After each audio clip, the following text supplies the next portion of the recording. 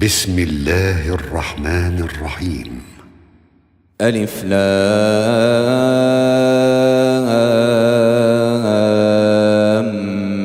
ميم. ذلك الكتاب لا ريب فيه هدى للمتقين الذين يؤمنون بالغيب ويقيمون الصلاة ومما رزقناهم ينفقون والذين يؤمنون بما أنزل إليك وما أنزل من قبلك وبالآخرة هم يوقنون أولئك على هدى من ربهم وأولئك هم المفلحون.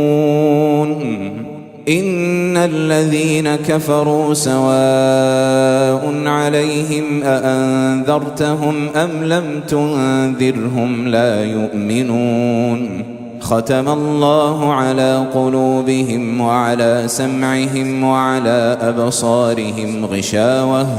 ولهم عذاب عظيم. ومن الناس من يقول آمنا بالله وباليوم الآخر وما هم بمؤمنين يخادعون الله والذين آمنوا وما يخدعون إلا أنفسهم وما يشعرون. في قلوبهم مرض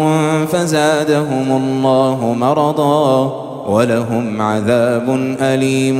بما كانوا يكذبون. وإذا قيل لهم لا تفسدوا في الأرض قالوا إنما نحن مصلحون ألا إنهم هم المفسدون ولكن لا يشعرون. وإذا قيل لهم آمنوا كما آمن الناس قالوا أنؤمن كما آمن السفهاء ألا إنهم هم السفهاء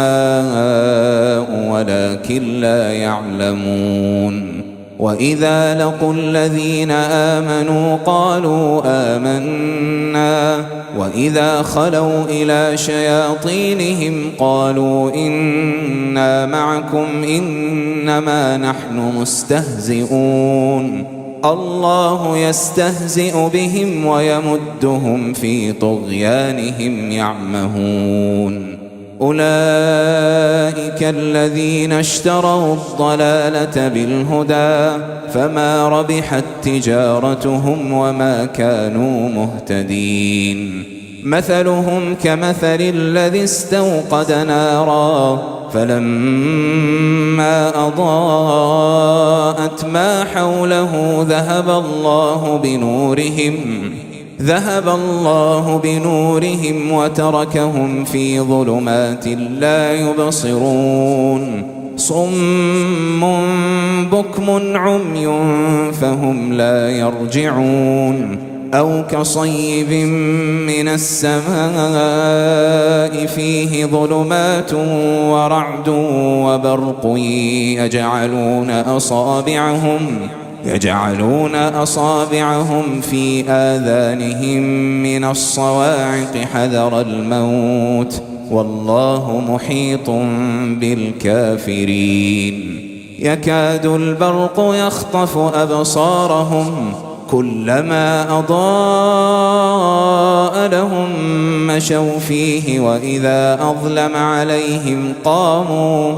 ولو شاء الله لذهب بسمعهم وأبصارهم إن الله على كل شيء قدير. يا أيها الناس اعبدوا ربكم الذي خلقكم والذين من قبلكم لعلكم تتقون. الذي جعل لكم الأرض فراشا والسماء بناء وأنزل من السماء ماء فأخرج به من الثمرات رزقا لكم فلا تجعلوا لله أندادا وأنتم تعلمون وإن كنتم في ريب مما نزلنا على عبدنا فأتوا بسورة من مثله ودعوا شهداءكم من دون الله إن كنتم صادقين فإن لم تفعلوا ولن تفعلوا فاتقوا النار التي وقودها الناس والحجارة أعدت للكافرين وبشر الذين آمنوا وعملوا الصالحات أن لهم جنات تجري من تحتها الأنهار كلما رزقوا منها من ثمرة رزقا قالوا هذا الذي رزقنا من قبل وأتوا به متشابها ولهم فيها أزواج مطهرة وهم فيها خالدون إن الله لا يستحيي أن يضرب مثلا ما بعوضة فما فوقها فأما الذين آمنوا فيعلمون أنه الحق من ربهم وأما الذين كفروا فيقولون ماذا أراد الله بهذا مثلا يضل به كثيرا ويهدي به كثيرا وما يضل به إلا الفاسقين الذين ينقضون عهد الله من بعد ميثاقه ويقطعون ما أمر الله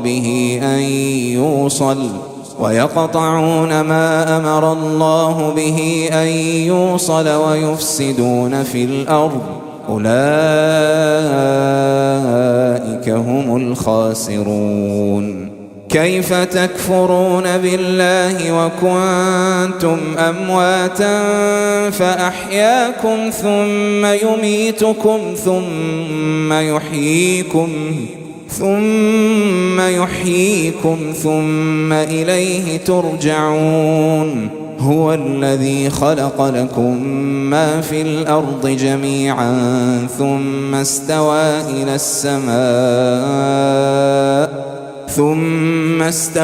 إلى السماء فسواهن 7 سماوات وهو بكل شيء عليم وإذ قال ربك للملائكة إني جاعل في الأرض خليفة قالوا أتجعل فيها من يفسد فيها ويسفك الدماء ونحن نسبح بحمدك ونقدس لك قال إني أعلم ما لا تعلمون وعلم آدم الأسماء كلها ثم عرضهم على الملائكة فقال أنبئوني بأسماء هؤلاء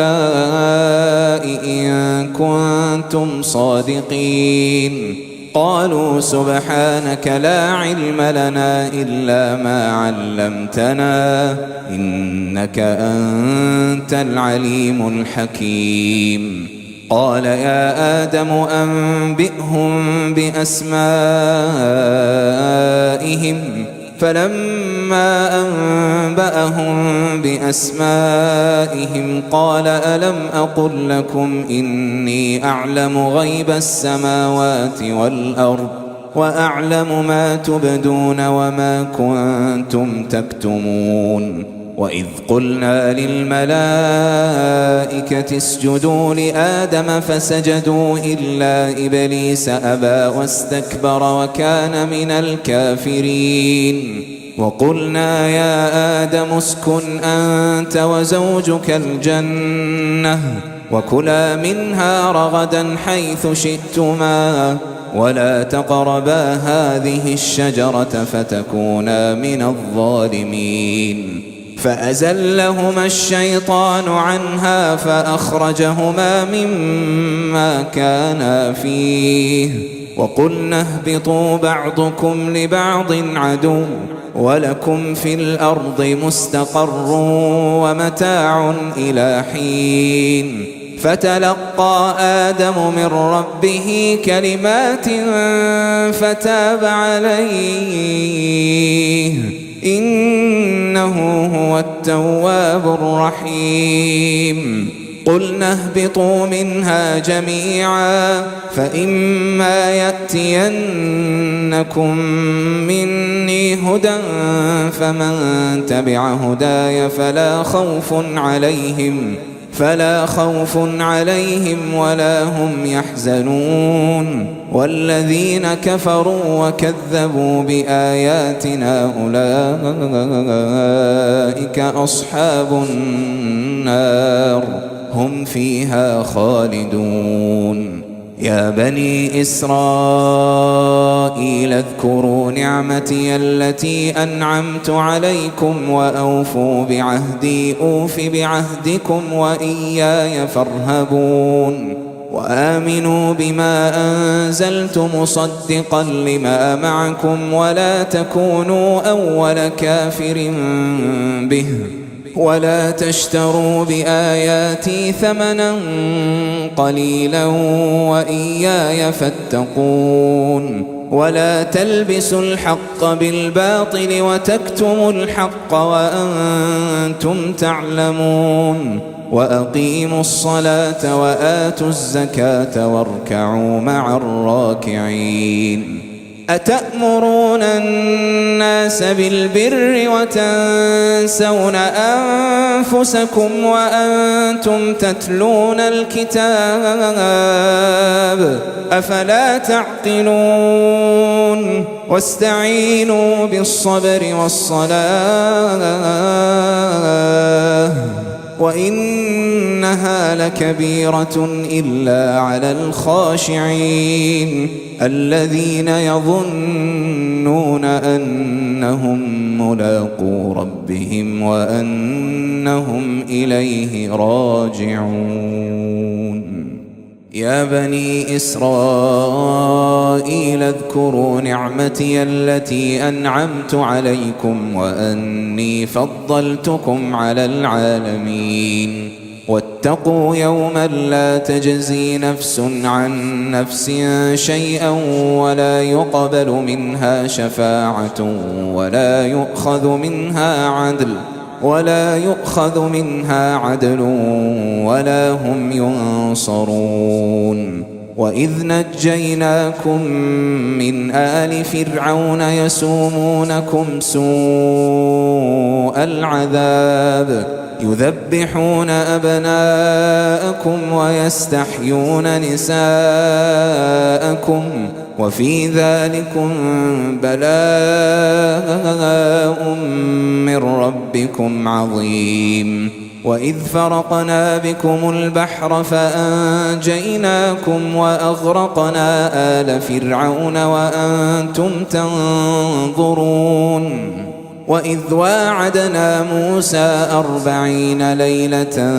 ثم اتخذتم العجل من بعده وأنتم ظالمون ثم عفونا عنكم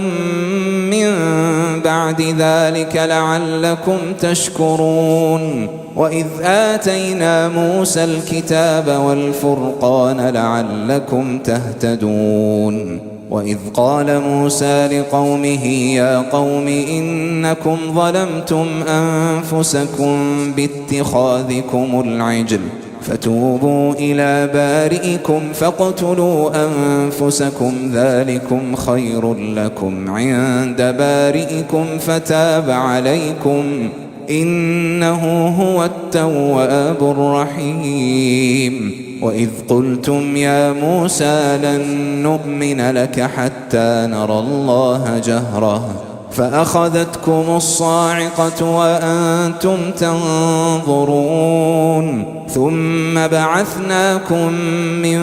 بعد موتكم لعلكم تشكرون وظللنا عليكم الغمام وأنزلنا عليكم المن والسلوى كلوا من طيبات ما رزقناكم وما ظلمونا ولكن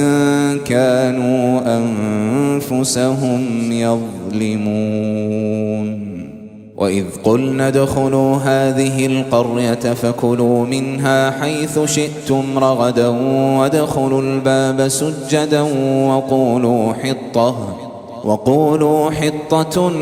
نغفر لكم خطاياكم وسنزيد المحسنين فبدل الذين ظلموا قولا غير الذي قيل لهم فأنزلنا على الذين ظلموا رجزا من السماء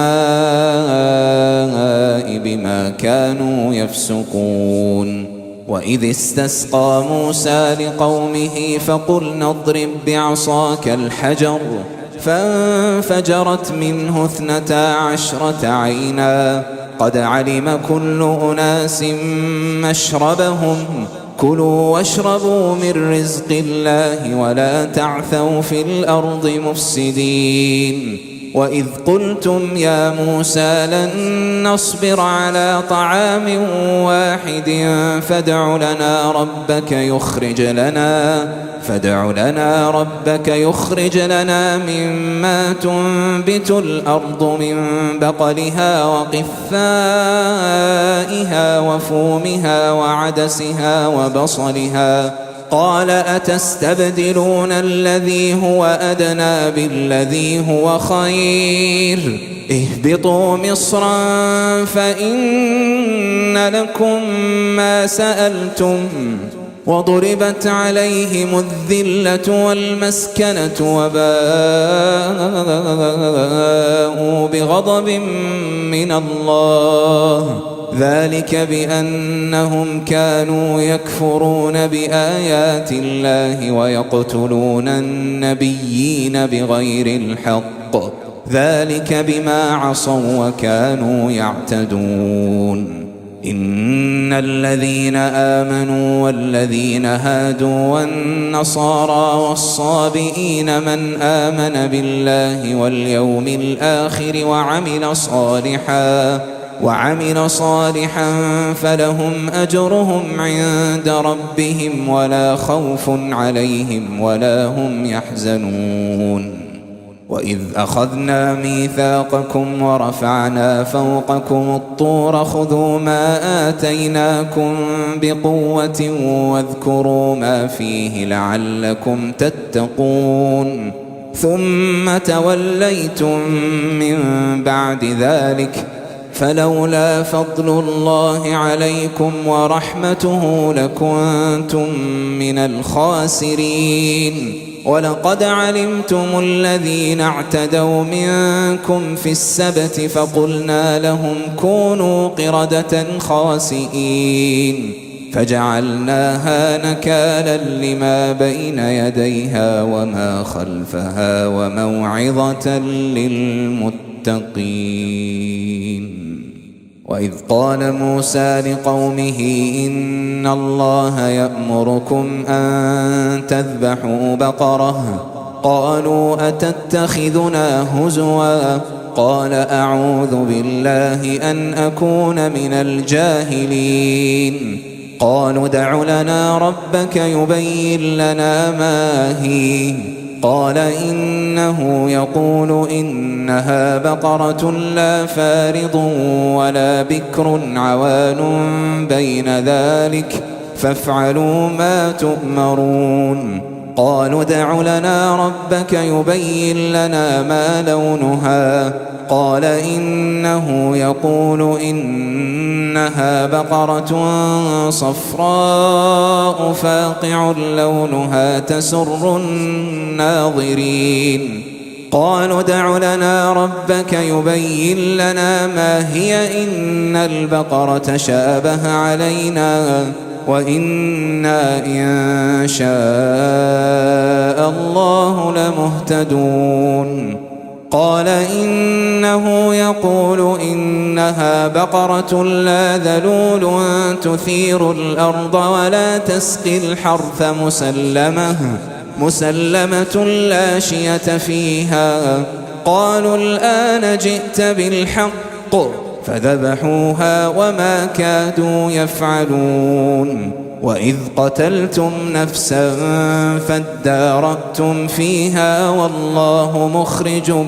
ما كنتم تكتمون. فقلنا اضربوه ببعضها كذلك يحيي الله الموتى ويريكم آياته لعلكم تعقلون. ثم قست قلوبكم من بعد ذلك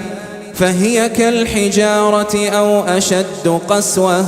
وإن من الحجارة لما يتفجر منه الأنهار وإن منها لما يشقق فيخرج منه الماء وإن منها لما يهبط من خشية الله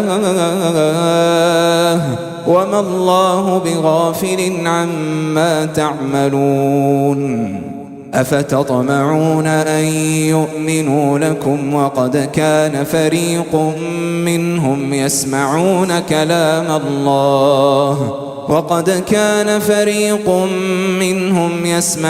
كلام الله ثم يحرفونه من بعد ما عقلوه وهم يعلمون. وإذا لقوا الذين آمنوا قالوا آمنا وإذا خلا بعضهم إلى بعض قالوا أتحدثونهم بما فتح الله عليكم ليحاجوكم به عند ربكم أفلا تعقلون. أولا يعلمون أن الله يعلم ما يسرون وما يعلنون. ومنهم أميون لا يعلمون الكتاب إلا أماني وإن هم إلا يظنون. فويل للذين يكتبون الكتاب بأيديهم ثم يقولون هذا من عند الله ليشتروا به ثمنا قليلا فويل لهم مما كتبت أيديهم وويل لهم مما يكسبون. وقالوا لن تمسنا النار إلا أياما معدودة قل أتخذتم عند الله عهدا فلن يخلف الله عهده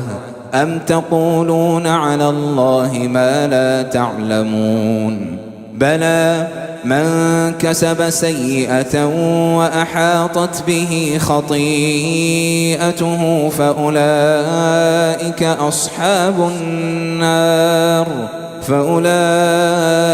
أصحاب النار هم فيها خالدون. والذين آمنوا وعملوا الصالحات أولئك أصحاب الجنة هم فيها خالدون. وإذ أخذنا ميثاق بني إسرائيل لا تعبدون إلا الله وبالوالدين إحسانا وذي القربى واليتامى والمساكين وقولوا للناس حسنا وأقيموا الصلاة وآتوا الزكاة ثم توليتم إلا قليلا منكم وأنتم معرضون. وإذ أخذنا ميثاقكم لا تسفكون دماءكم ولا تخرجون أنفسكم من دياركم ثم أقررتم وأنتم تشهدون. ثم أنتم هؤلاء تقتلون أنفسكم وتخرجون فريقا منكم من ديارهم تظاهرون عليهم بالإثم والعدوان وإن يأتوكم أسارى تفادوهم وهو محرم عليكم إخراجهم أفتؤمنون ببعض الكتاب وتكفرون ببعض فما جزاء من يفعل ذلك منكم إلا خزي في الحياة الدنيا ويوم القيامة يردون إلى أشد العذاب وما الله بغافل عما تعملون أولئك الذين اشتروا الحياة الدنيا بالآخرة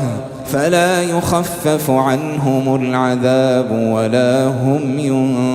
ينصرون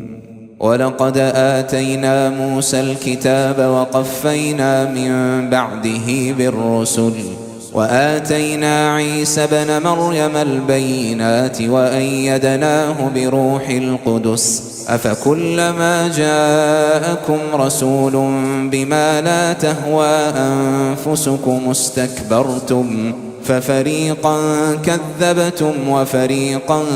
تقتلون وقالوا قلوبنا غلف بل لعنهم الله بكفرهم فقليلا ما يؤمنون ولما جاءهم كتاب من عند الله مصدق لما معهم وكانوا من قبل يستفتحون على الذين كفروا فلما جاءهم ما عرفوا كفروا به فلعنة الله على الكافرين بئس ما اشتروا به أنفسهم أن يكفروا بما أنزل الله بغيا أن ينزل الله من فضله على من يشاء من عباده فباءوا بغضب على غضب وللكافرين عذاب مهين وإذا قيل لهم آمنوا بما أنزل الله قالوا نؤمن بما أنزل علينا ويكفرون بما وراءه وهو الحق مصدقا لما معهم قل فلم تقتلون أنبياء الله من قبل إن كنتم مؤمنين ولقد جاءكم موسى بالبينات ثم اتخذتم العجل من بعده وأنتم ظالمون وإذ أخذنا ميثاقكم ورفعنا فوقكم الطور خذوا ما آتيناكم بقوة واسمعوا قالوا سمعنا وعصينا وأشربوا في قلوبهم العجل بكفرهم قل بئس ما يأمركم به إيمانكم إن كنتم مؤمنين قل إن كانت لكم الدار الآخرة عند الله خالصة من دون الناس فتمنوا الموت إن كنتم صادقين ولن يتمنوه أبدا بما قدمت أيديهم والله عليم بالظالمين ولتجدنهم أحرص الناس على حياة ومن الذين أشركوا يود أحدهم لو يعمر 1000 سنة وما هو بمزحزحه من العذاب أن يعمر والله بصير بما يعملون. قل من كان عدوا لجبريل فإنه نزله على قلبك بإذن الله مصدقا لما بين يديه وهدى وبشرى للمؤمنين. من كان عدوا لله وملائكته ورسله وجبريل وميكال فإن الله عدو للكافرين. ولقد أنزلنا إليك آيات بينات وما يكفر بها إلا الفاسقون. أوكلما عاهدوا عهدا نبذه فريق منهم بل أكثرهم لا يؤمنون. ولما جاءهم رسول من عند الله مصدق لما معهم نبذ فريق من الذين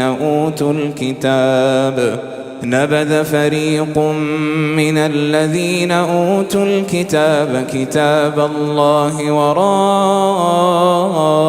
ظهورهم كأنهم لا يعلمون. واتبعوا ما تتلو الشياطين على ملك سليمان وما كفر سليمان ولكن الشياطين كفروا يعلمون الناس السحر وما أنزل على الملكين ببابل هاروت وماروت وما يعلمان من أحد حتى يقولا إنما نحن فتنة فلا تكفر فيتعلمون منهما ما يفرقون به بين المرء وزوجه وما هم بضارين به من أحد إلا بإذن الله ويتعلمون ما يضرهم ولا ينفعهم ولقد علموا لمن اشتراه ما له في الآخرة من خلاق ولبئس ما شروا به أنفسهم لو كانوا يعلمون. ولو أنهم آمنوا واتقوا لمثوبة من عند الله خير لو كانوا يعلمون. يا أيها الذين آمنوا لا تقولوا راعنا وقولوا انظرنا واسمعوا وللكافرين عذاب أليم. ما يود الذين كفروا من أهل الكتاب ولا المشركين أن ينزل عليكم من خير من ربكم والله يختص برحمته من يشاء والله ذو الفضل العظيم. ما ننسخ من آية أو ننسها نأت بخير منها أو مثلها ألم تعلم أن الله على كل شيء قدير. ألم تعلم أن الله له ملك السماوات والأرض وما لكم من دون الله من ولي ولا نصير. أم تريدون أن تسألوا رسولكم كما سئل موسى من قبل ومن يتبدل الكفر بالإيمان فقد ضل سواء السبيل. ود كثير من أهل الكتاب لو يردونكم من بعد إيمانكم كفارا حسدا من عند أنفسهم من بعد ما تبين لهم الحق فاعفوا واصفحوا حتى يأتي الله بأمره إن الله على كل شيء قدير وأقيموا الصلاة وآتوا الزكاة وما تقدموا لأنفسكم من خير تجدوه عند الله إن الله بما تعملون بصير. وقالوا لن يدخل الجنة إلا من كان هودا أو نصارى تلك أمانيهم قل هاتوا برهانكم إن كنتم صادقين بلى من أسلم وجهه لله وهو محسن فله أجره عند ربه ولا خوف عليهم ولا هم يحزنون. وقالت اليهود ليست النصارى على شيء وقالت النصارى ليست اليهود على شيء وهم يتلون الكتاب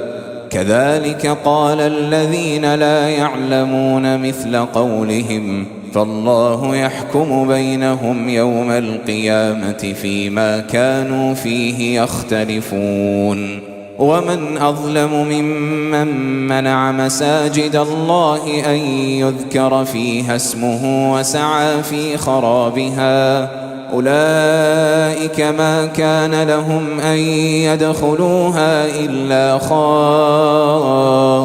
خائفين لهم في الدنيا خزي ولهم في الآخرة عذاب عظيم. ولله المشرق والمغرب فأينما تولوا فثم وجه الله إن الله واسع عليم. وقالوا اتخذ الله ولدا سبحانه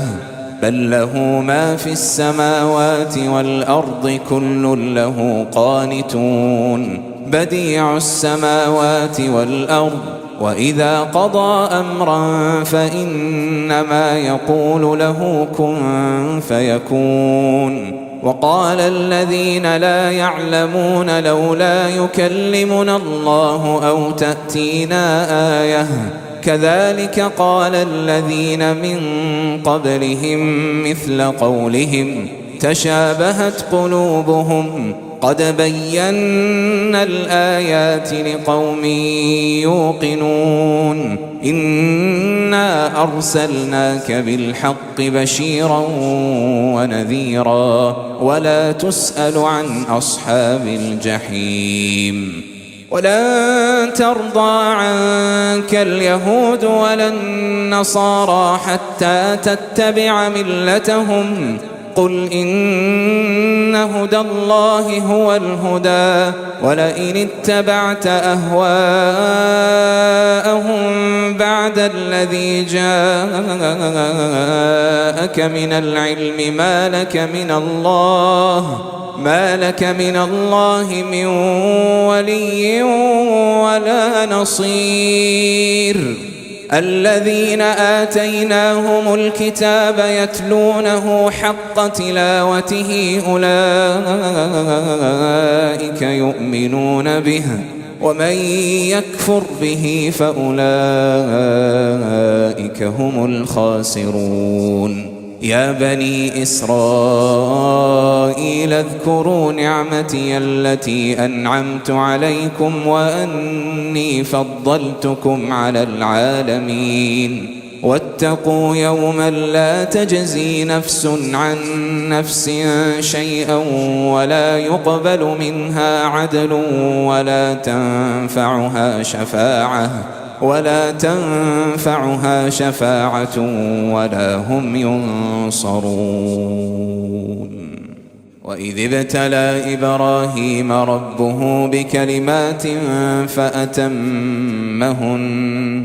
قال إني جاعلك للناس إماما قال ومن ذريتي قال لا ينال عهد الظالمين. وإذ جعلنا البيت مثابة للناس وأمنا واتخذوا من مقام إبراهيم مصلى وعهدنا إلى إبراهيم وإسماعيل أن طهرا بيتي للطائفين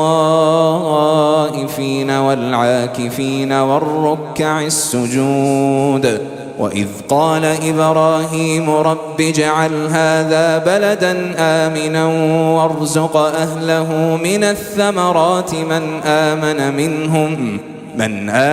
منهم بالله واليوم الآخر قال ومن كفر فأمتعه قليلا ثم أضطره إلى عذاب النار وبئس المصير وإذ يرفع إبراهيم القواعد من البيت وإسماعيل ربنا تقبل منا إنك أنت السميع العليم ربنا وجعلنا مسلمين لك ومن ذريتنا أمة مسلمة لك وأرنا مناسكنا وتب علينا إنك أنت التواب الرحيم ربنا وبعث فيهم رسولا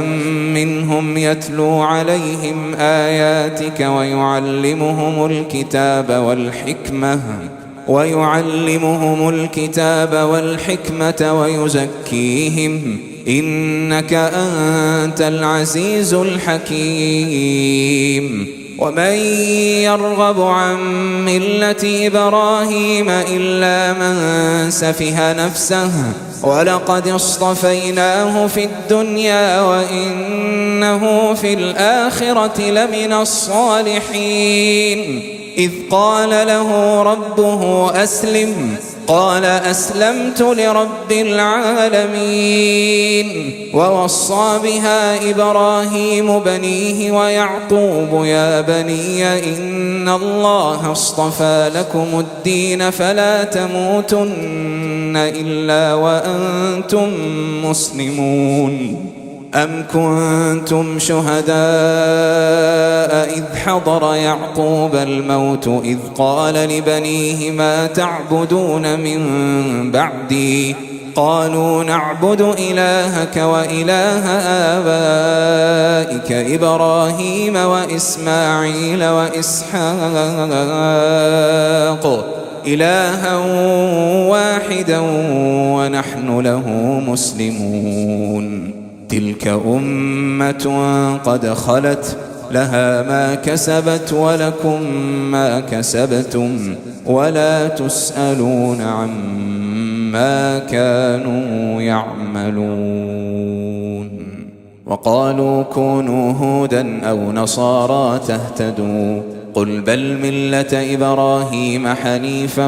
وما كان من المشركين قولوا آمنا بالله وما أنزل إلينا وما أنزل إلى إبراهيم وإسماعيل وإسحاق ويعقوب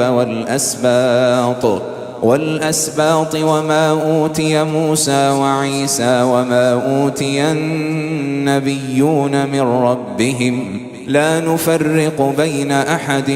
منهم ونحن له مسلمون فإن آمنوا بمثل ما آمنتم به فقد اهتدوا وإن تولوا فإنما هم في شقاق فسيكفيكهم الله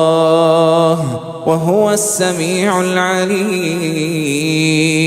صبغة الله ومن أحسن من الله صبغة ونحن له عابدون قل أتحاجوننا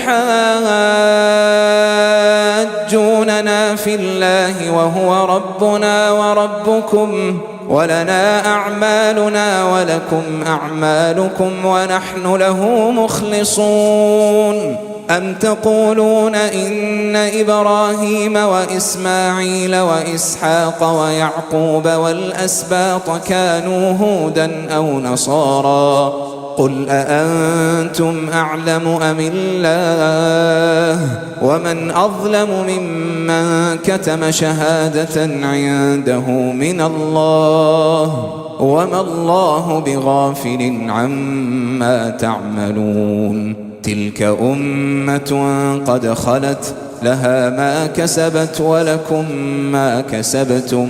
ولا تسألون عما كانوا يعملون سيقول السفهاء من الناس ما ولاهم عن قبلتهم التي كانوا عليها قل لله المشرق والمغرب يهدي من يشاء إلى صراط مستقيم وكذلك جعلناكم أمة وسطا لتكونوا شهداء على الناس ويكون الرسول عليكم شهيدا وما جعلنا القبلة التي كنت عليها إلا لنعلم من يتبع الرسول ممن ينقلب على عقبيه وإن كانت لكبيرة إلا على الذين هدى الله وما كان الله ليضيع إيمانكم إن الله بالناس لرءوف رحيم قد نرى تقلب وجهك في السماء فلنولينك قبلة ترضاها فول وجهك شطر المسجد الحرام وحيث ما كنتم فولوا وجوهكم شطره وإن الذين أوتوا الكتاب ليعلمون أنه الحق من ربهم وما الله بغافل عما يعملون ولئن أتيت الذين أوتوا الكتاب بكل آية ما تبعوا قبلتك وما أنت بتابع قبلتهم وما بعضهم بتابع قبلة بعض ولئن اتبعت أهواءهم من بعد ما جاءك من العلم إنك إذا لمن الظالمين الذين آتيناهم الكتاب يعرفونه كما يعرفون أبناءهم وإن فريقا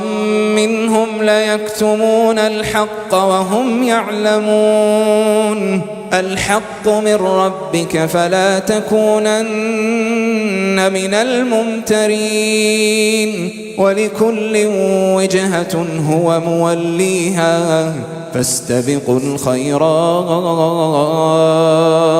أينما تكونوا يأت بكم الله جميعا إن الله على كل شيء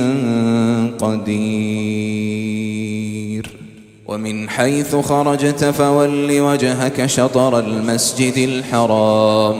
وإنه للحق من ربك وما الله بغافل عما تعملون ومن حيث خرجت فول وجهك شطر المسجد الحرام وحيث ما كنتم فولوا وجوهكم شطره لئلا يكون للناس عليكم حجة إلا الذين ظلموا منهم فلا تخشوهم واخشوني ولأتم نعمتي عليكم ولعلكم تهتدون كما أرسلنا فيكم رسولا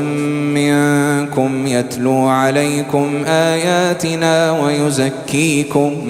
ويزكيكم ويعلمكم الكتاب والحكمة ويعلمكم ما لم تكونوا تعلمون فاذكروني أذكركم واشكروا لي ولا تكفرون يا أيها الذين آمنوا استعينوا بالصبر والصلاة إن الله مع الصابرين ولا تقولوا لمن يقتل في سبيل الله أموات بل أحياء ولكن لا تشعرون ولنبلونكم بشيء من الخوف والجوع ونقص من الأموال والأنفس والثمرات وبشر الصابرين الذين إذا أصابتهم مصيبة قالوا إنا لله وإنا إليه راجعون أولئك عليهم صلوات من ربهم ورحمة وأولئك هم المهتدون إن الصفا والمروة من شعائر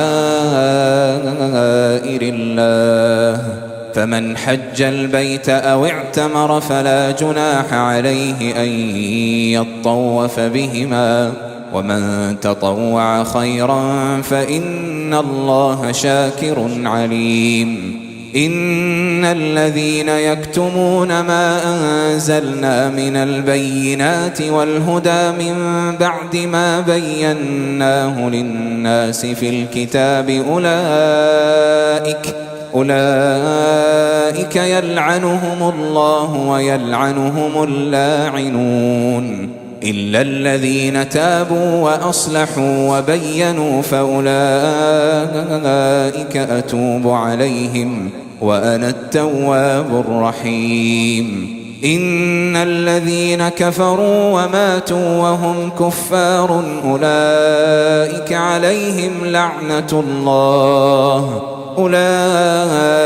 عليهم لعنة الله والملائكة والناس أجمعين خالدين فيها لا يخفف عنهم العذاب ولا هم ينظرون وإلهكم إله واحد لا إله إلا هو الرحمن الرحيم إن في خلق السماوات والأرض واختلاف الليل والنهار والفلك التي تجري في البحر بما ينفع الناس وما أنزل الله من السماء من ماء فأحيا به الأرض بعد موتها وبث فيها من كل دابة وتصريف الرياح والسحاب المسخر بين السماء والأرض لآيات لقوم يعقلون ومن الناس من يتخذ من دون الله أندادا يحبونهم كحب الله والذين آمنوا أشد حبا لله ولو يرى الذين ظلموا إذ يرون العذاب أن القوة لله جميعا وأن الله شديد العذاب إذ تبرأ الذين اتبعوا من الذين اتبعوا ورأوا العذاب وتقطعت بهم الأسباب وقال الذين اتبعوا لو أن لنا كرة فنتبرأ منهم كما تبرأوا منا كذلك يريهم الله أعمالهم حسرات عليهم وما هم بخارجين من النار يا أيها الناس كلوا مما في الأرض حلالا طيبا ولا تتبعوا خطوات الشيطان إنه لكم عدو مبين إنما يأمركم بالسوء والفحشاء وأن تقولوا على الله ما لا تعلمون وإذا قيل لهم اتبعوا ما أنزل الله قالوا بل نتبع ما ألفينا عليه آباءنا أولو كان آباؤهم لا يعقلون شيئا ولا يهتدون ومثل الذين كفروا كمثل الذي ينعق بما لا يسمع إلا دعاء ونداء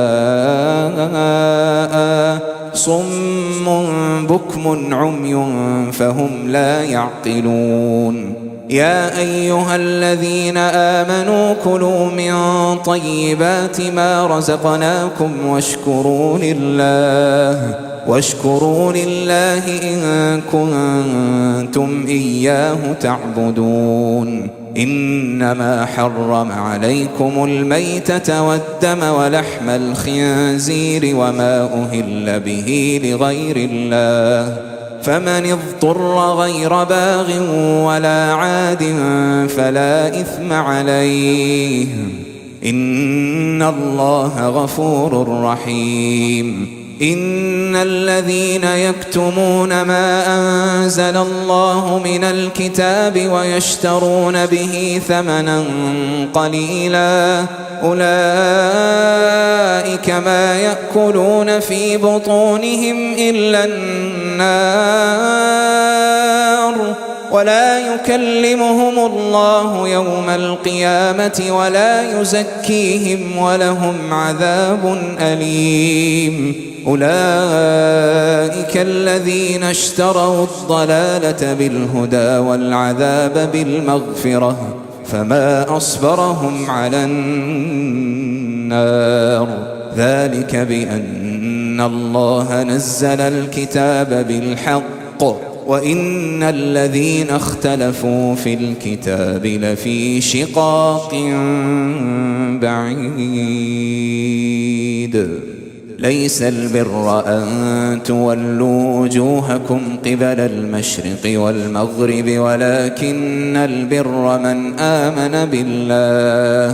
ولكن البر من آمن بالله واليوم الآخر والملائكة والكتاب والنبيين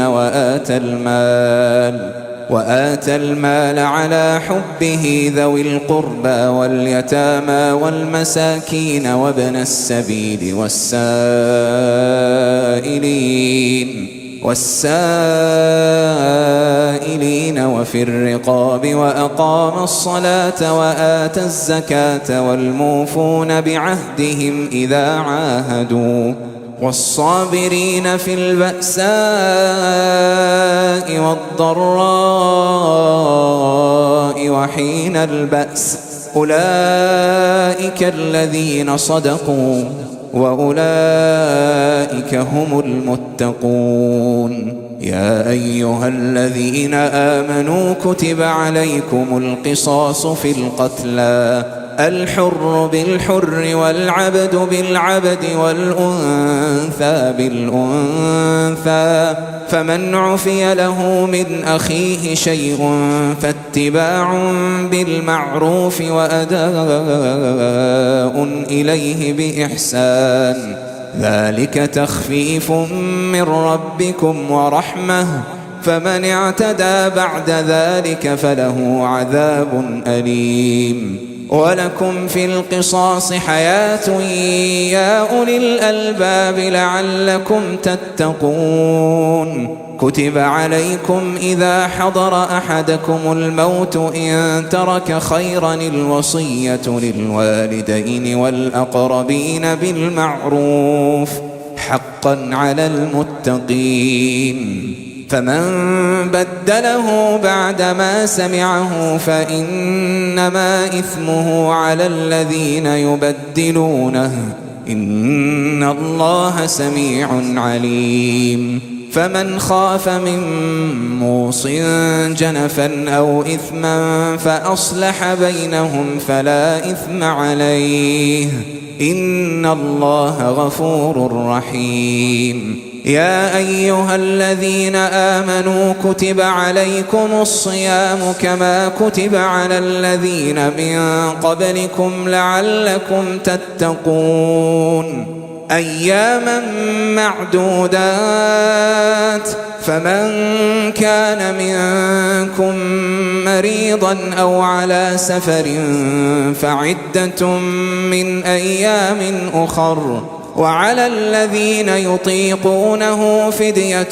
طعام مسكين فمن تطوع خيرا فهو خير له وأن تصوموا خير لكم إن كنتم تعلمون. شهر رمضان الذي أنزل فيه القرآن هدى للناس وبينات من الهدى والفرقان فمن شهد منكم الشهر فليصمه ومن كان مريضا أو على سفر فعدة من أيام أخر يريد الله بكم اليسر ولا يريد بكم العسر ولتكملوا العدة ولتكبروا الله على ما هداكم ولعلكم تشكرون. وإذا سألك عبادي عني فإني قريب أجيب دعوة الداع إذا دعان فليستجيبوا لي وليؤمنوا بي لعلهم يرشدون. أحل لكم ليلة الصيام الرفث إلى نسائكم هن لباس لكم وأنتم لباس لهن علم الله أنكم كنتم تختانون أنفسكم فتاب عليكم وعفى عنكم فالآن باشروهن وابتغوا ما كتب الله لكم وكلوا واشربوا حتى يتبين لكم الخيط الأبيض من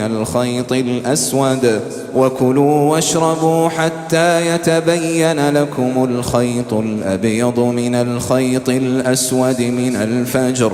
ثم أتموا الصيام إلى الليل ولا تباشروهن وأنتم عاكفون في المساجد تلك حدود الله فلا تقربوها كذلك يبين الله آياته للناس لعلهم يتقون. ولا تأكلوا أموالكم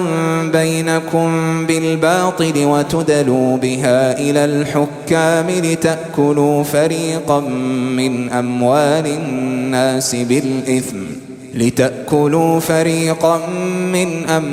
الناس بالإثم وأنتم تعلمون. يسألونك عن الأهلة قل هي مواقيت للناس والحج وليس البر بأن تأتوا البيوت من ظهورها ولكن البر من اتقى وأتوا البيوت من أبوابها واتقوا الله لعلكم تفلحون. وقاتلوا في سبيل الله الذين يقاتلونكم ولا تعتدوا إن الله لا يحب المعتدين. واقتلوهم حيث ثقفتموهم وأخرجوهم من حيث أخرجوكم والفتنة أشد من القتل ولا تقاتلوهم عند المسجد الحرام حتى يقاتلوكم فيه فإن قاتلوكم فاقتلوهم كذلك جزاء الكافرين. فإن انتهوا فإن الله غفور رحيم وقاتلوهم حتى لا تكون فتنة ويكون الدين لله فإن انتهوا فلا عدوان إلا على الظالمين الشهر الحرام بالشهر الحرام والحرمات قصاص فمن اعتدى عليكم فاعتدوا عليه بمثل ما اعتدى عليكم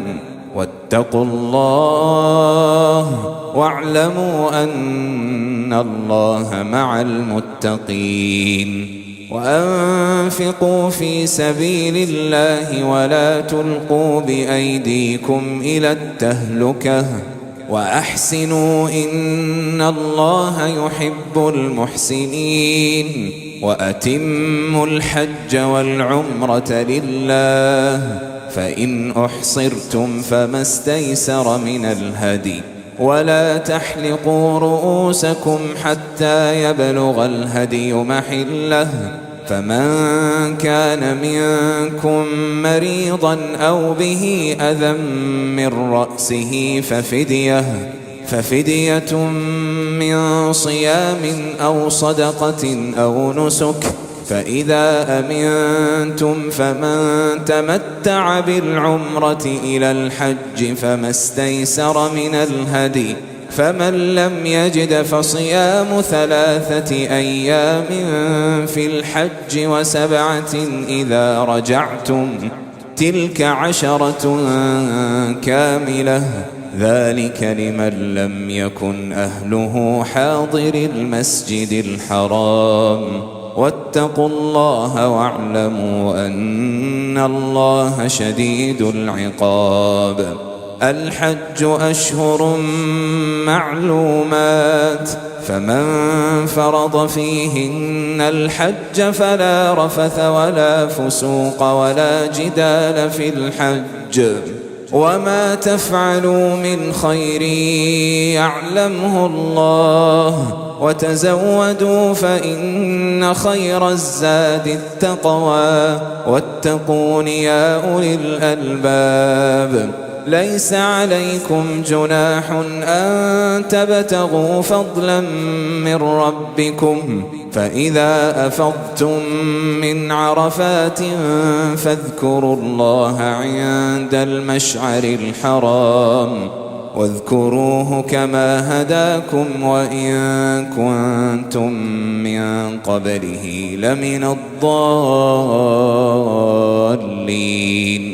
ثم أفيضوا من حيث أفاض الناس واستغفروا الله إن الله غفور رحيم فإذا قضيتم مناسككم فاذكروا الله كذكركم آباءكم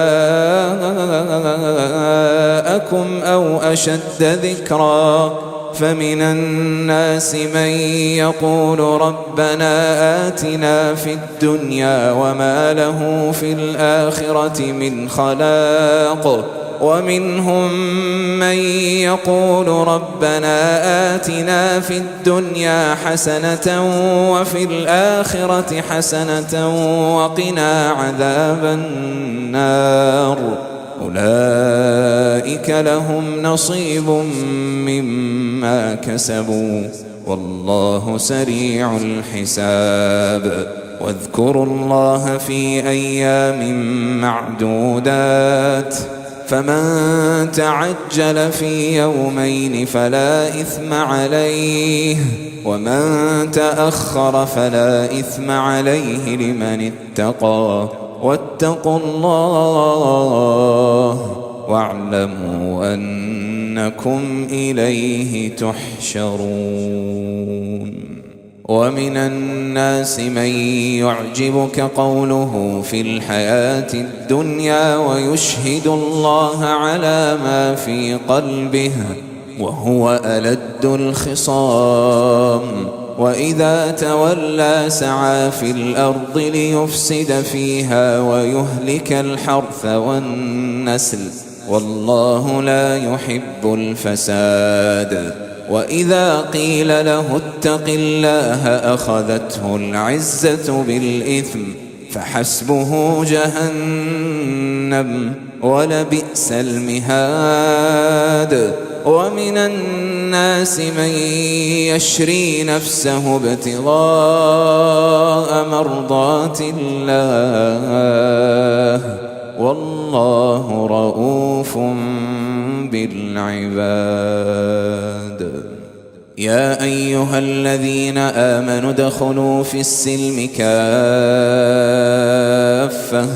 ولا تتبعوا خطوات الشيطان إنه لكم عدو مبين. فإن زللتم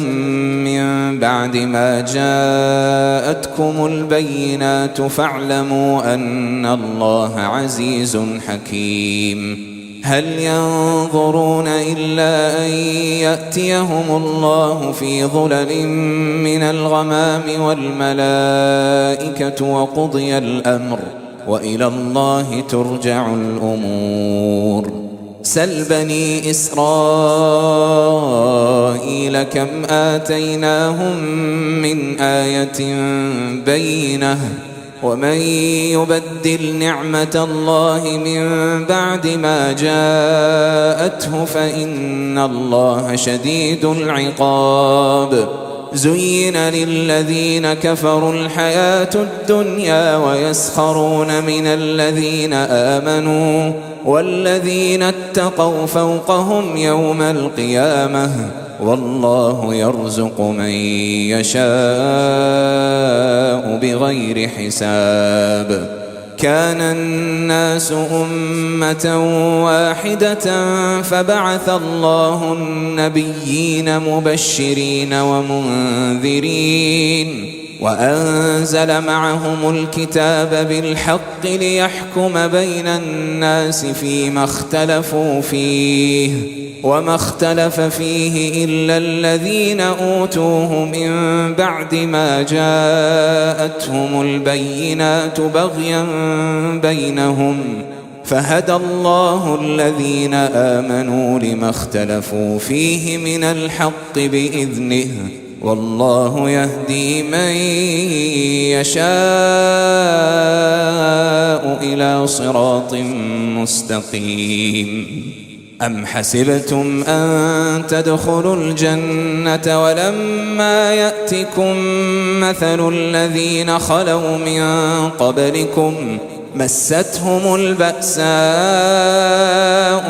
والضراء وزلزلوا حتى يقول الرسول والذين آمنوا معه متى نصر الله ألا إن نصر الله قريب. يسألونك ماذا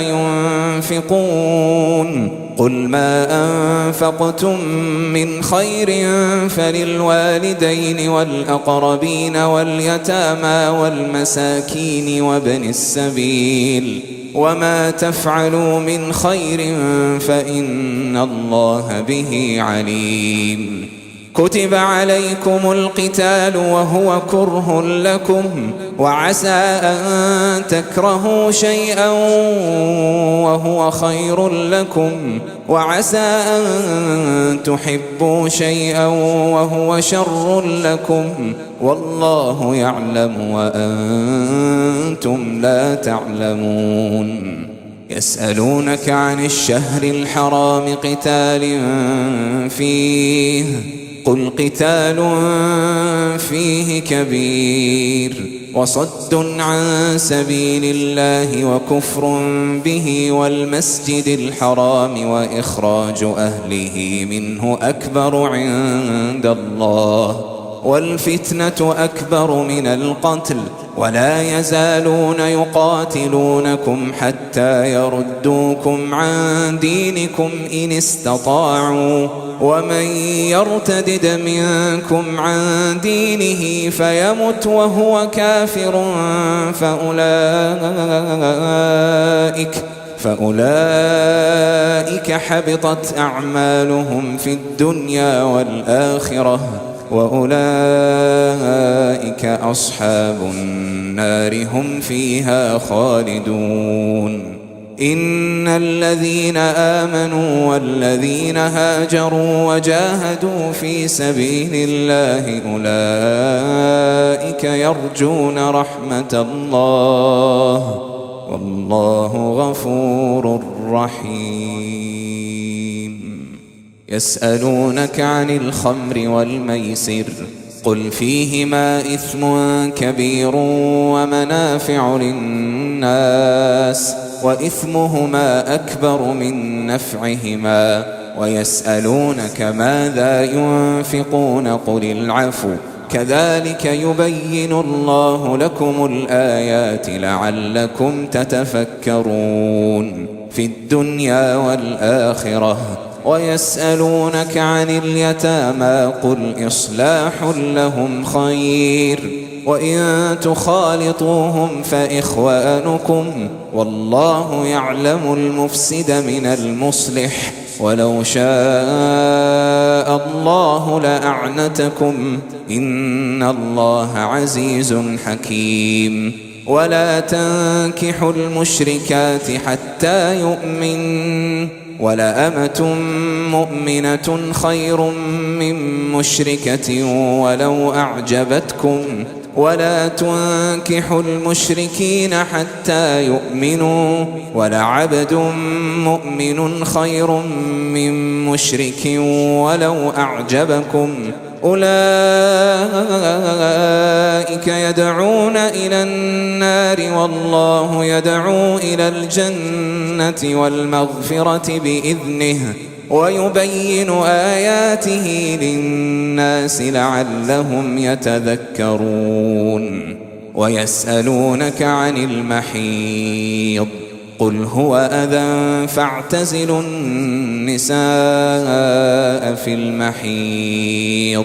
ولا تقربوهن حتى يطهرن فإذا تطهرن فأتوهن من حيث أمركم الله إن الله يحب التوابين ويحب المتطهرين. نساؤكم حرث لكم فأتوا حرثكم أنى شئتم وقدموا لأنفسكم واتقوا الله واعلموا أنكم ملاقوه وبشر المؤمنين. ولا تجعلوا الله عرضة لأيمانكم أن تبروا وتتقوا وتصلحوا بين الناس والله سميع عليم. لا يؤاخذكم الله باللغو في أيمانكم ولكن يؤاخذكم بما كسبت قلوبكم والله غفور حليم. للذين يؤلون من نسائهم تربص 4 أشهر فإن فاءوا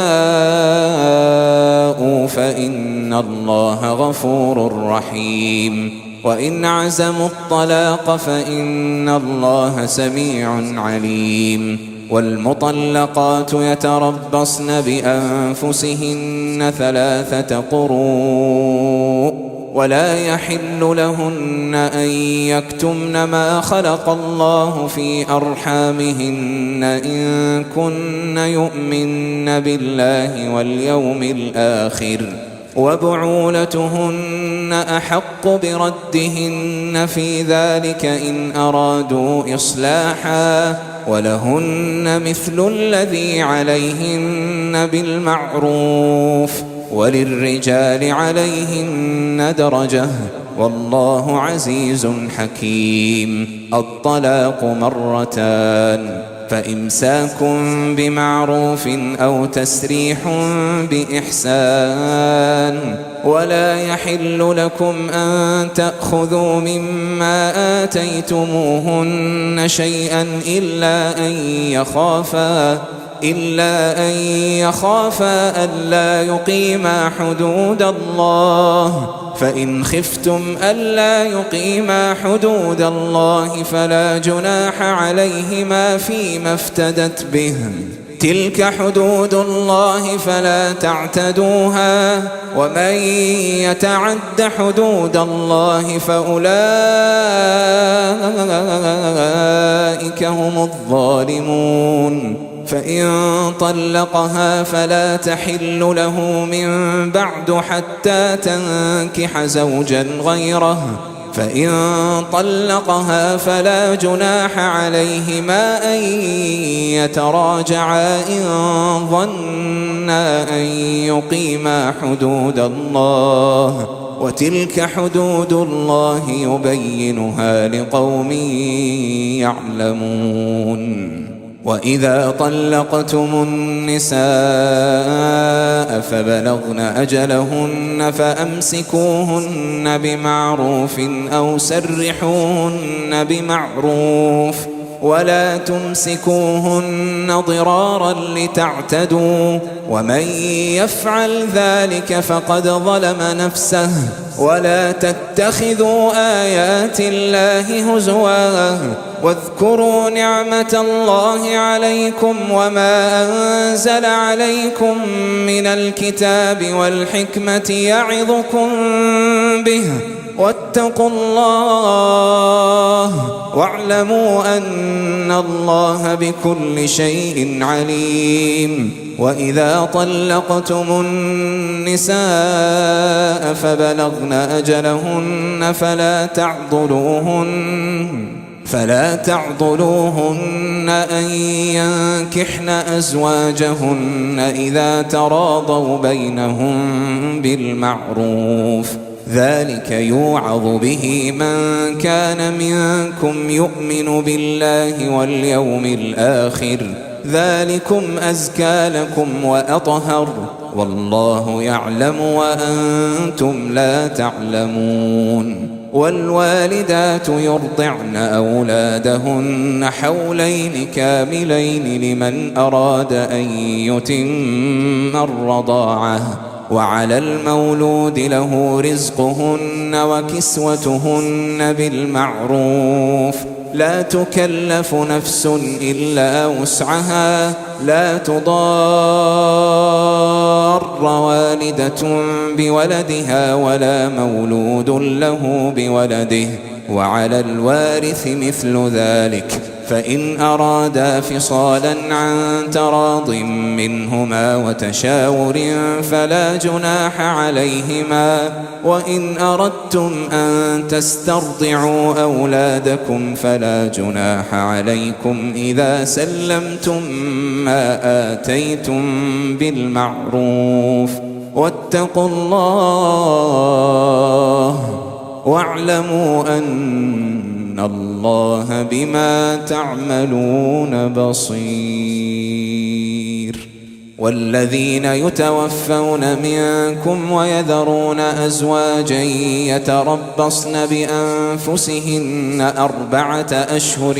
وعشرا، فإذا بلغن أجلهن فلا جناح عليكم فيما فعلن في أنفسهن بالمعروف، والله بما تعملون خبير. ولا جناح عليكم فيما عرضتم به من خطبة النساء أو أكننتم في أنفسكم، علم الله أنكم ستذكرونهن ولكن لا تواعدوهن سرا إلا أن تقولوا قولا معروفا، ولا تعزموا عقدة النكاح حتى يبلغ الكتاب أجله، واعلموا أن الله يعلم ما في أنفسكم فاحذروه، واعلموا أن الله غفور حليم. لا جناح عليكم إن طلقتم النساء ما لم تمسوهن أو تفرضوا لهن فريضة، ومتعوهن على الموسع قدره وعلى المقتر قدره متاعا بالمعروف، حقا على المحسنين. وإن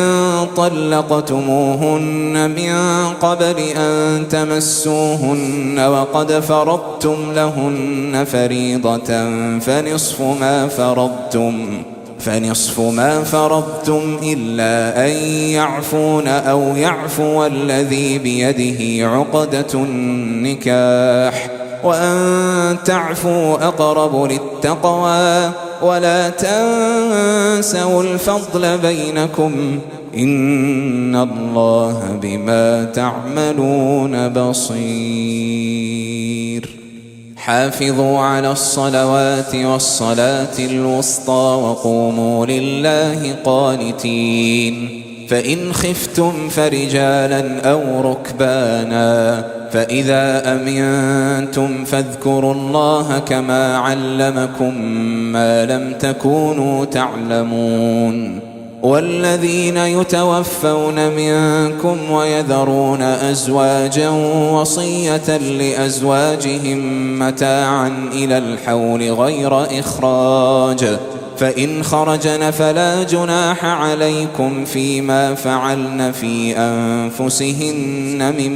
معروف، والله عزيز حكيم. وللمطلقات متاع بالمعروف حقا على المتقين، كذلك يبين الله لكم آياته لعلكم تعقلون.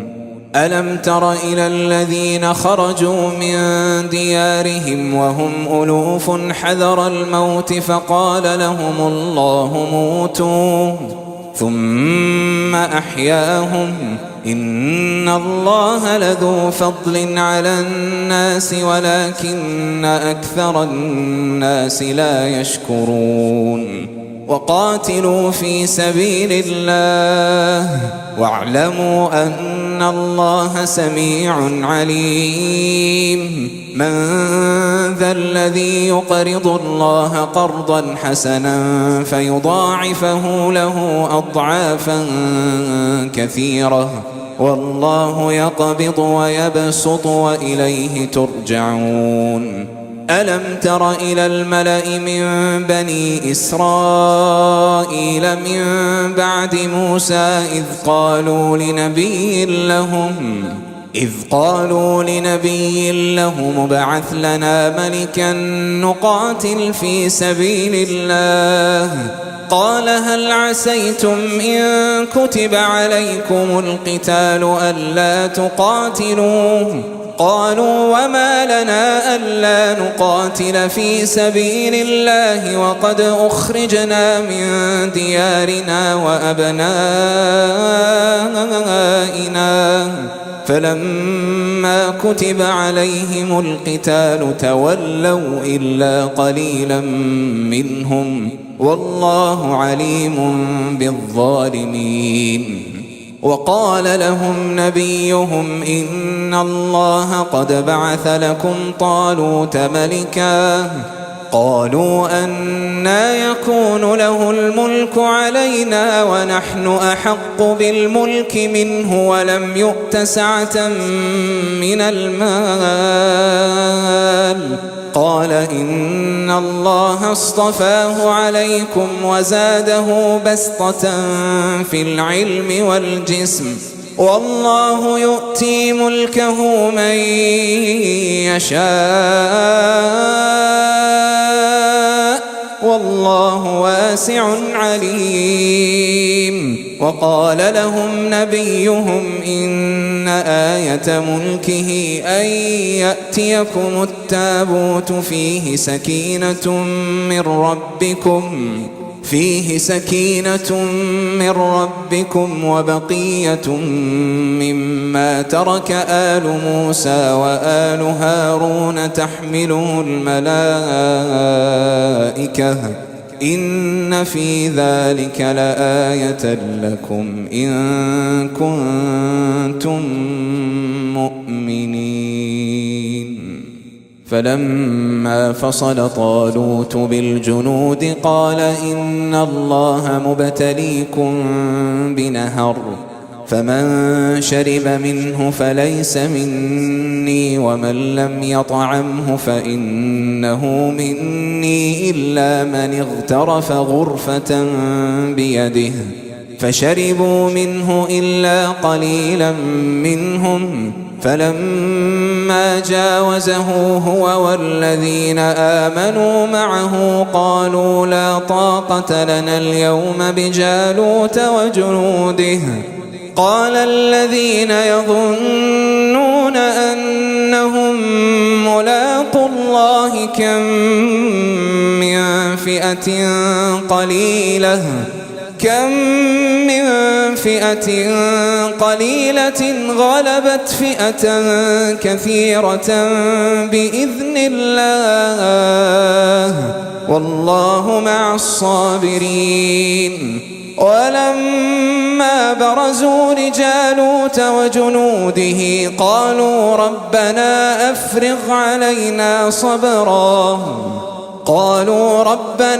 أفرغ علينا صبرا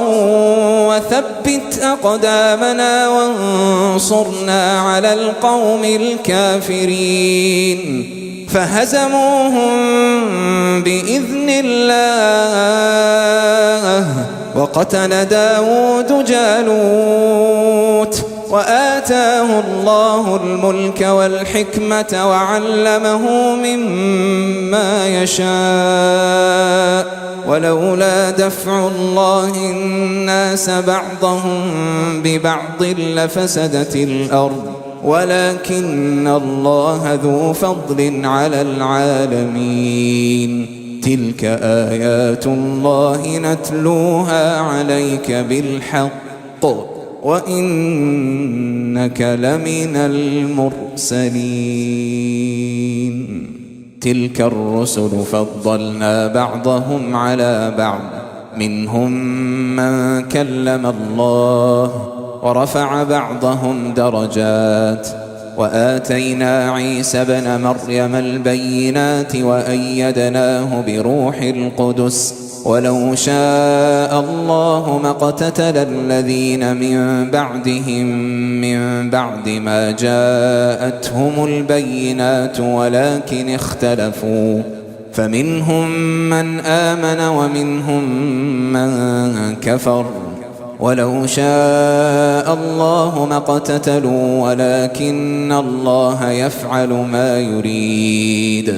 يا أيها الذين آمنوا أنفقوا مما رزقناكم من قبل أن يأتي يوم لا بيع فيه ولا خلة ولا شفاعة والكافرون هم الظالمون الله لا إله إلا هو الحي القيوم لا تأخذه سنة ولا نوم له ما في السماوات وما في الأرض من ذا الذي يشفع عنده إلا بإذنه يعلم ما بين أيديهم وما خلفهم ولا يحيطون بشيء من علمه إلا بما شاء وسع كرسيه السماوات والأرض ولا يؤوده حفظهما وهو العلي العظيم لا إكراه في الدين قد تبين الرشد من الغي فمن يكفر بالطاغوت ويؤمن بالله فقد استمسك بالعروة الوثقى لا انفصام لها والله سميع عليم الله ولي الذين آمنوا يخرجهم من الظلمات إلى النور والذين كفروا أولياؤهم الطاغوت يخرجونهم من النور إلى الظلمات أولئك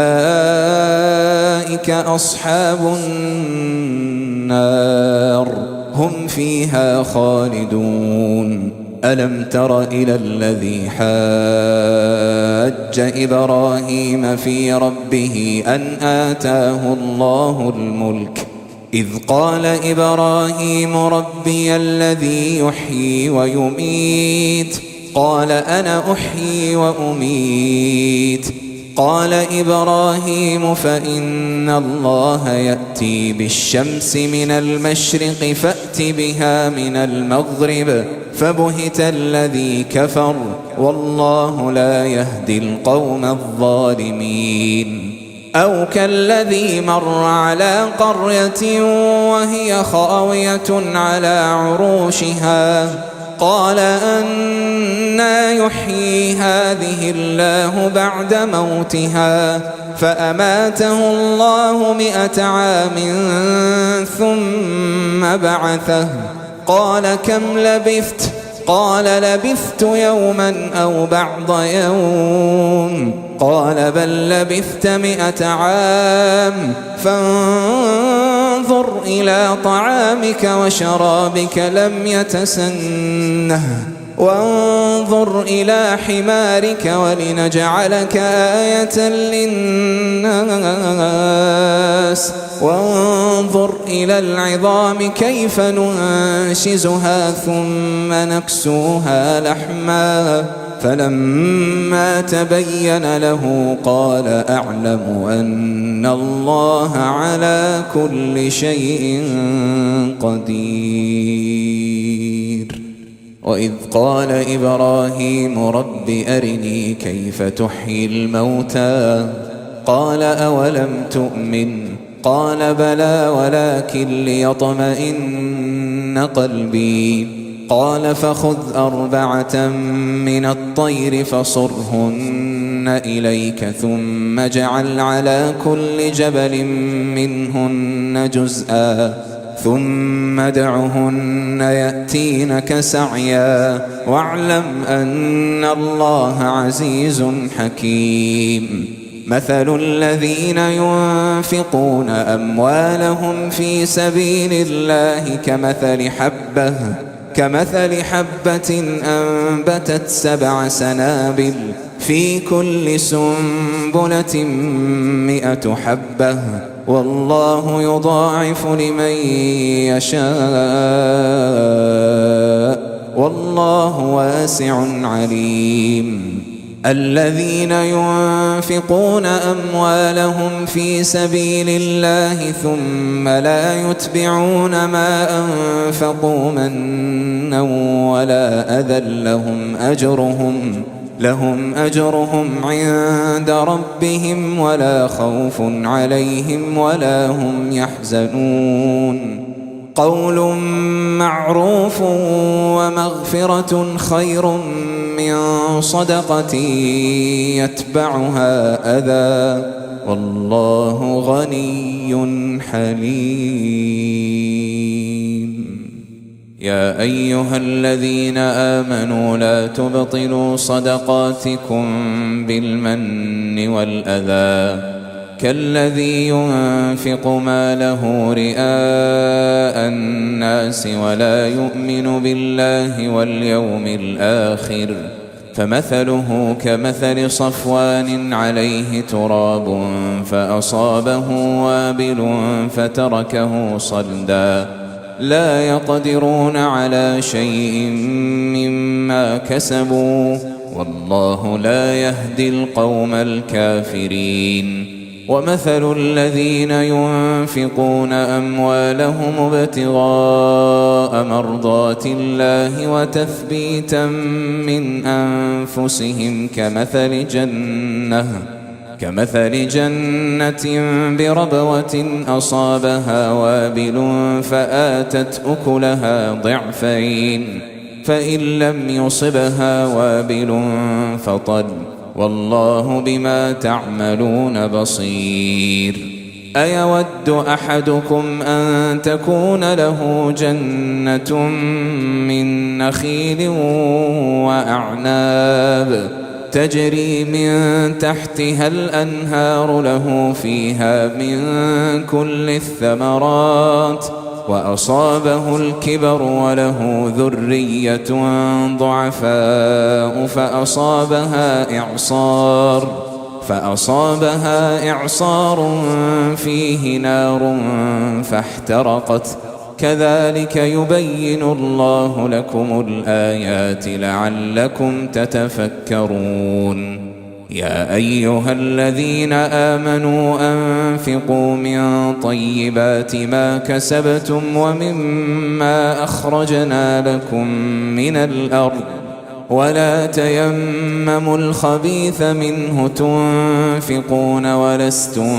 بآخذيه إلا أن تغمضوا فيه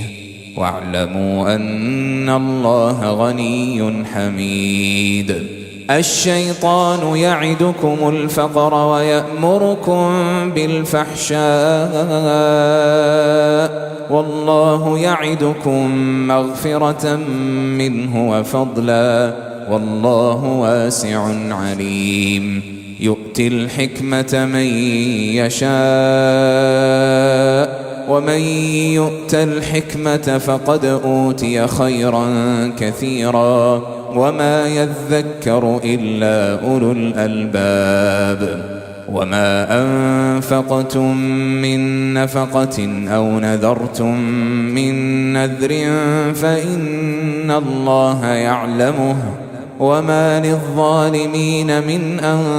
أنصار إن تبدوا الصدقات فنعما هي وإن تخفوها وتؤتوها الفقراء فهو خير لكم ويكفر عنكم من سيئاتكم والله بما تعملون خبير ليس عليك هداهم ولكن الله يهدي من يشاء وما تنفقوا من خير فلأنفسكم وما تنفقون إلا ابتغاء وجه الله وما تنفقوا من خير يوفى إليكم وأنتم لا تظلمون للفقراء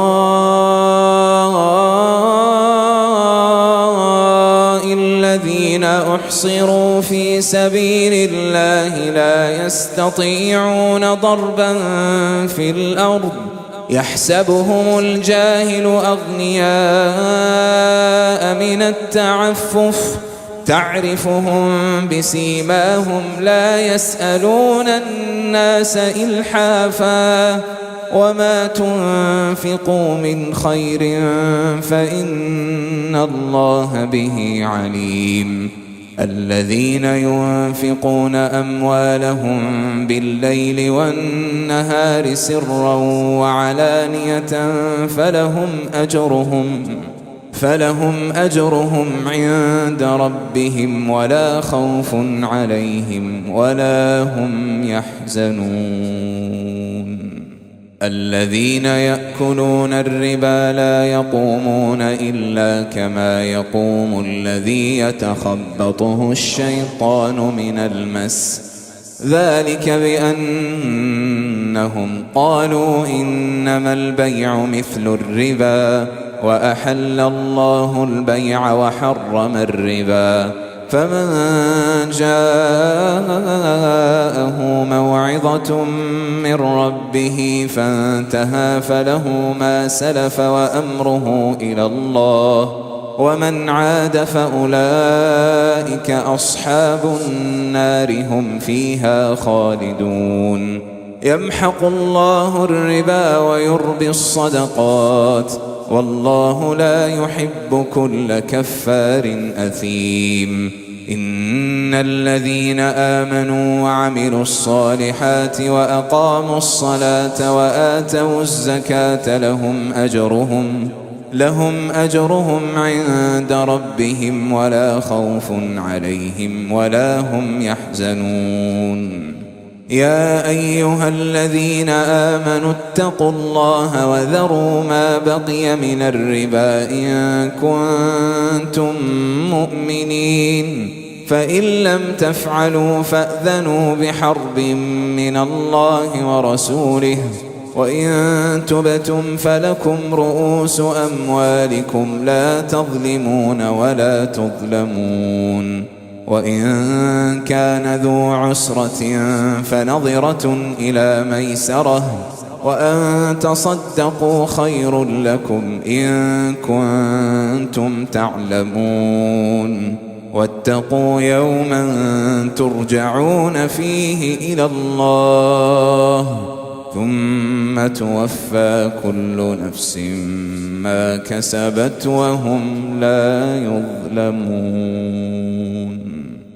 يا أيها الذين آمنوا إذا تداينتم بدين إلى أجل مسمى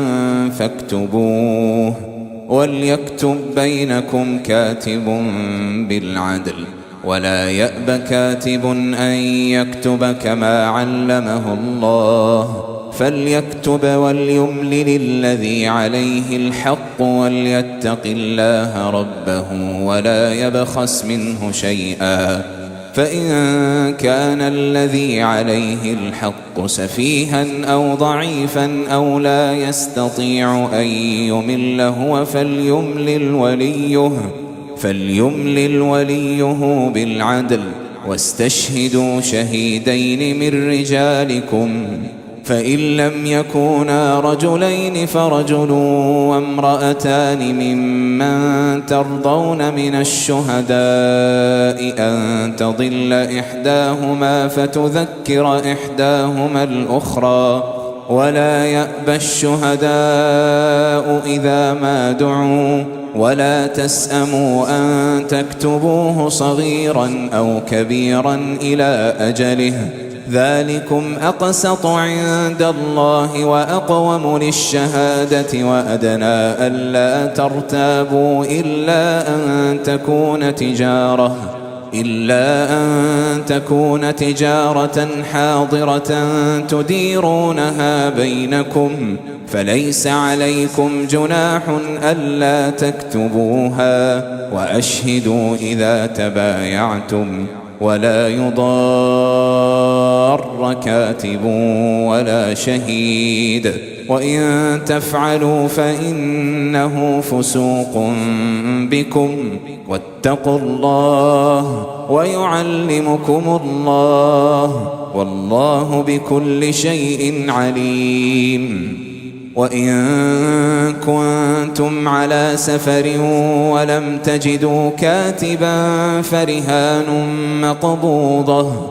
فإن أمن بعضكم بعضا فليؤدي الذي ائتمن أمانته وليتق الله ربه ولا تكتموا الشهادة ومن يكتمها فإنه آثم قلبه والله بما تعملون عليم. لله ما في السماوات وما في الأرض وإن تبدوا ما في أنفسكم أو تخفوه يحاسبكم به الله فيغفر لمن يشاء ويعذب من يشاء والله على كل شيء قدير. آمن الرسول بما أنزل إليه من ربه والمؤمنون كل آمن بالله وملائكته وكتبه ورسله لا نفرق بين أحد من رسله وقالوا سمعنا وأطعنا غفرانك ربنا وإليك المصير. لا يكلف الله نفسا إلا وسعها لها ما كسبت وعليها ما اكتسبت ربنا لا تؤاخذنا إن نسينا أو أخطأنا ربنا ولا تحمل علينا إصرا كما حملته على الذين من قبلنا ربنا ولا تحملنا ما لا طاقة لنا به واعف عنا واغفر لنا وارحمنا أنت مولانا فانصرنا على القوم الكافرين.